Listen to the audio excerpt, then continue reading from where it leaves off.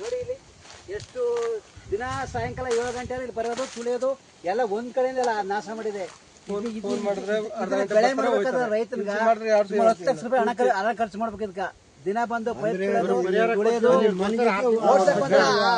ಜನನೇ ಓಡಿಸ್ಕೊ ಬರ್ತಾ ತುಳಿಕೊ ಅವ್ರದೊಂದು ಪ್ರಾಣಿ ಕರೆಂಟ್ ಎಲ್ಲ ಜಿಲ್ಲಾ ಅಧಿಕಾರಿ ಬಂದು ಇಲ್ಲಿ ಮಕ್ಕ ಮಾಡ್ಬಿಡ್ತಾರ. ಅದೇ ನಮ್ಮ ಬೆಳೆ ಆದ್ರ ಅರ್ಜಿ ಕೊಡಿ, ನಾವು ರಜದಲ್ಲಿ ಇದೀವಿ, ನಾವು ಕೊಳ್ಳೆಗಳಿದ್ದೀವಿ, ನಮ್ಮ ಮೈಸೂರು ಇದೀವಿ, ಗಾಡಿ ಇಲ್ಲ ಅಲ್ಲೋಟೋಗದ ಅಲ್ಲವ್ರು ಆಫೀಸ್ಗೋರ ಬೇಕೇ ಬಿಟ್ಟಿ ಒಂದ್ ಫಾರಂ ಫಿಲ್ಅಪ್ ಮಾಡಿ ನಮ್ಗೆ ರೈತ ಗೊತ್ತಿಲ್ಲ ಏನು ಹೇಳ್ಕೊಡಲ್ಲ ಅವರು. ಅದೇ ಒಂದು ಆನ ಬಿದ್ದಾರ ಎಲ್ಲ